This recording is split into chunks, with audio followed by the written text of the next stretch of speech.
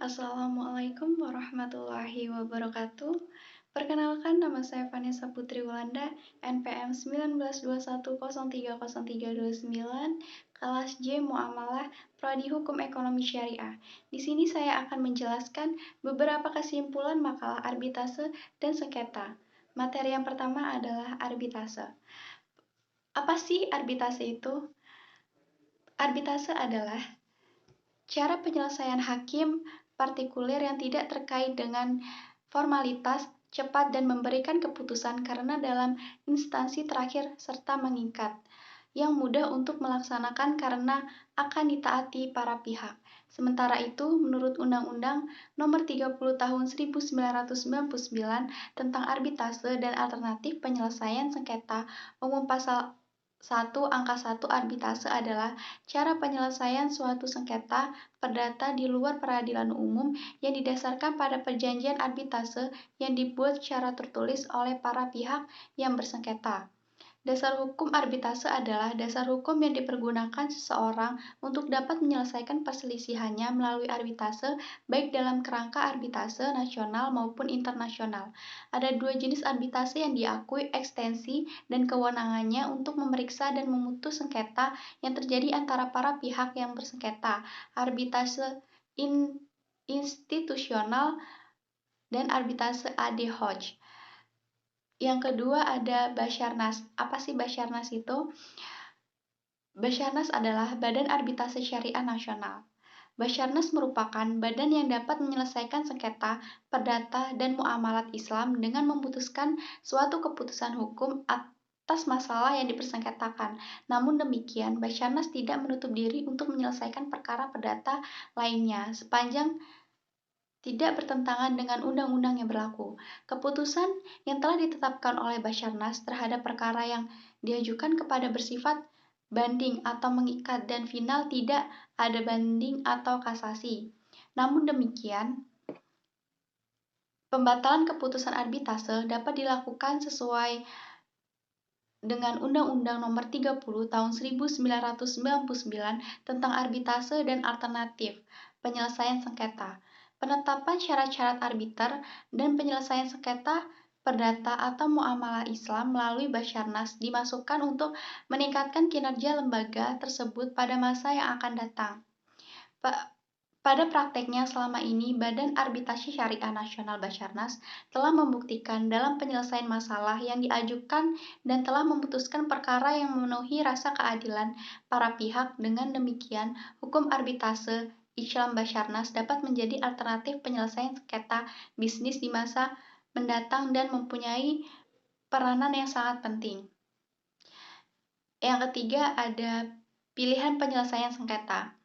Alternative Dispute Resolution atau ADR merupakan suatu peranata penyelesaian sengketa di luar peradilan yang mekanismenya berdasarkan sebuah kesepakatan dari para pihak dengan mengesampingkan penyelesaian sengketa secara litigasi di pengadilan. Kehadiran ADR sebagai jawaban kritis dari cara penyelesaian sengketa yang formalistik yang dilakukan oleh badan-badan peradilan. ADR mempunyai potensi yang sangat besar untuk berkembang di Indonesia karena beberapa alasan sebagai berikut. Yang pertama, faktor ekonomis. Kedua, faktor lingkup yang dibahas, dan yang ketiga, faktor pembinaan hubungan baik. ADR mulai muncul pada tahun 1976 ketika Ketua Mahkamah Agung Amerika Serikat Warren Burger mengelapori ide ini pada suatu konferensi di Saint Paul, Minnesota, Amerika Serikat. Hal ini dilatar belakangi oleh beberapa faktor gerakan reformasi pada awal tahun 1970, di mana saat itu banyak pengamat dalam bidang hukum dan masyarakat akademis mulai merasakan adanya keprihatinan yang serius mengenai efek negatif yang semakin meningkat dari litigasi di pengadilan. Secara yuridis, format pelembagaan arbitrase dan ADR diatur dalam Undang-Undang Nomor 14 Tahun 1970 tentang ketentuan-ketentuan pokok kekuasaan kehakiman. Dalam perkembangan dan pemberdayaan ADR di Indonesia, Mahkamah Agung dengan Perma Nomor 2 Tahun 2003 tentang prosedur mediasi di pengadilan yang kemudian diperbarui dengan Perma Nomor 1 Tahun 2008 telah mengintegrasikan proses mediasi dalam sistem peradilan. Dalam Undang-Undang Nomor 30 Tahun 1999 tentang arbitrase dan alternatif penyelesaian sengketa, telah disebutkan bahwa alternatif penyelesaian sengketa terdiri dari penyelesaian di luar pengadilan dengan menggunakan metode konsultasi, negosiasi, mediasi, konsilasi, atau penilaian ahli. Dari jenis alternatif penyelesaian sengketa tersebut dapat dipilih oleh para pelaku bisnis maupun masyarakat untuk menyelesaikan persengketa perdata yang mereka alami secara non-litigasi sesuai kesepakatan para pihak. Dikarenakan penyelesaian sengketa dengan menggunakan mekanisme ADR dilakukan berdasarkan suatu kesepakatan dari para pihak yang bersengketa. Oleh karena itu, bentuk putusan ADR atas sengketa yang terjadi pun timbul dari kesepakatan pihak yang bersengketa tersebut. Yang keempat ada konsultasi. Apa sih konsultasi itu? Konsultasi merupakan proses dalam suasana kerjasama dengan hubungan antara pribadi dengan tujuan memecahkan suatu masalah dalam lingkup profesional dari orang yang meminta konsultasi. Di sini ada 3 unsur di dalam konsultasi. Yang pertama yaitu klien, yang kedua orang yang minta konsultasi, dan yang ketiga konsultan. Menurut doktrin dalam proses konsultasi akan melibatkan 3 pihak, yaitu konselor, konsulte, dan konseli atau pihak ketiga. Ketiga pihak tersebut merupakan komponen layanan konsultasi yang menjadi syarat untuk menyelenggarakan kegiatan layanan. Pengertian konsultasi menurut para ahli. Beberapa ahli mengemukakan pendapat tentang apa yang dimaksud dengan konsultasi. Beberapa di antaranya adalah sebagai berikut. Yang pertama ada marsudi, yang kedua konsultasi adalah proses pemberian bantuan dalam upaya mengatasi masalah klien secara tidak langsung. Yang kedua ada Watson, konsultasi adalah teknik layanan untuk mengembangkan hubungan kerjasama dengan konselor atau klien.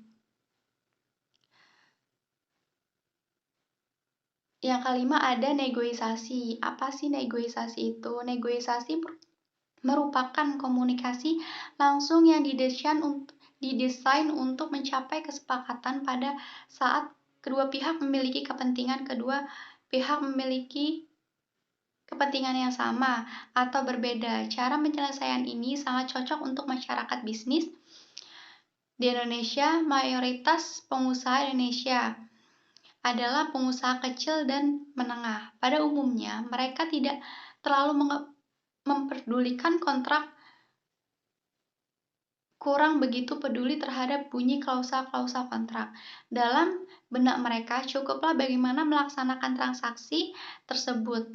Mindset seperti ini terbawa pula ketika ternyata kemudian sengketa mengenai kontrak lahir. Mereka kurang peduli dengan apa yang ada pada klausa kontrak. Kalau ada sengketa, mereka upaya penyelesaiannya secara baik-baik, secara kekeluargaan. Yang keenam ada mediasi. Mediasi yang sering ditemukan ketika proses mediasi berjalan. Peran tersebut antara lain menumbuhkan dan mempertahankan kepercayaan di antara para pihak, menerangkan proses dan mendidik para pihak dalam hal komunikasi, dan menguatkan suasana yang baik, membantu para pihak untuk menghadapi situasi atau kenyataan, mengajar para pihak dalam proses dan keterampilan tawar-menawar, membantu para pihak mengumpulkan informasi penting, dan menciptakan pilihan-pilihan untuk memudahkan penyelesaian problem. Mediator sebagai penengah dalam suatu proses mediasi mempunyai fungsi tersendiri sebagai seorang mediator.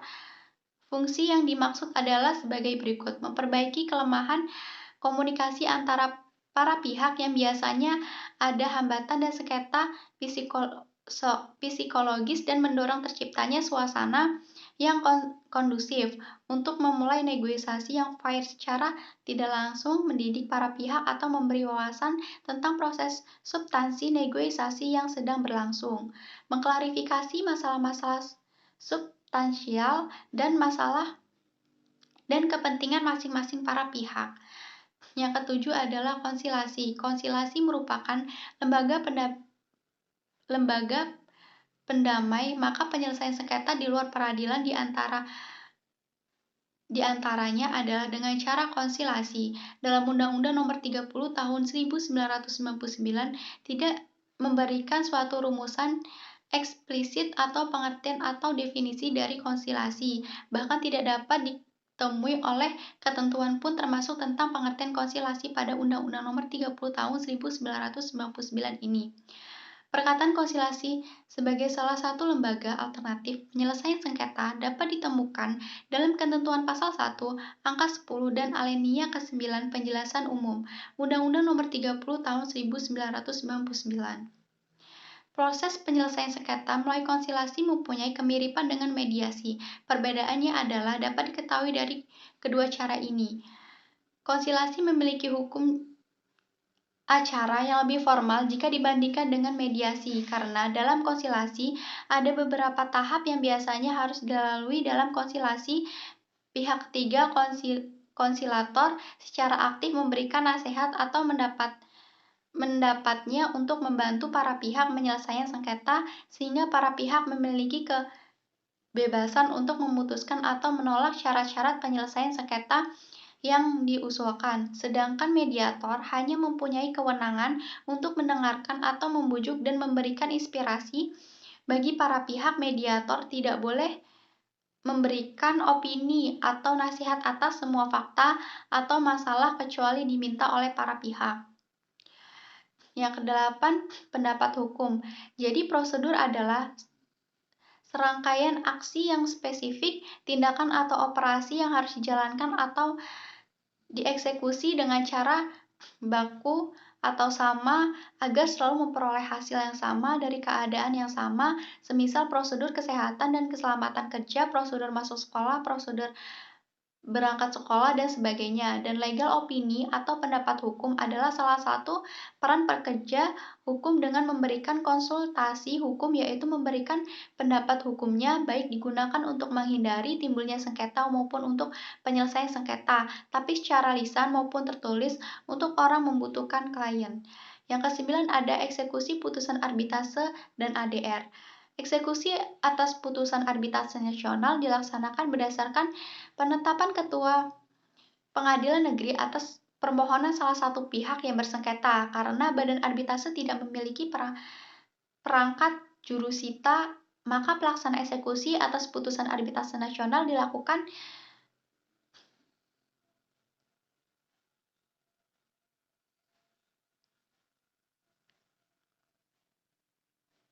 dilaksanakan oleh pengadilan negeri. Ketua pengadilan negeri dapat menolak permohonan eksekusi yang diajukan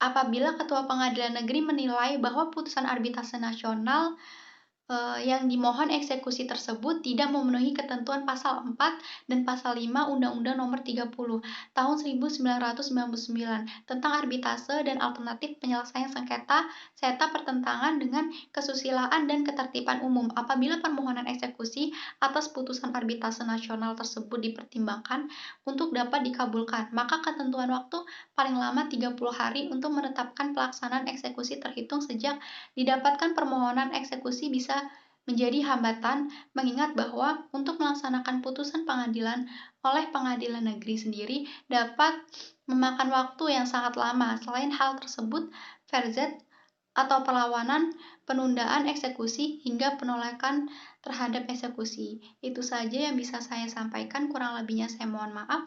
Wassalamualaikum warahmatullahi wabarakatuh.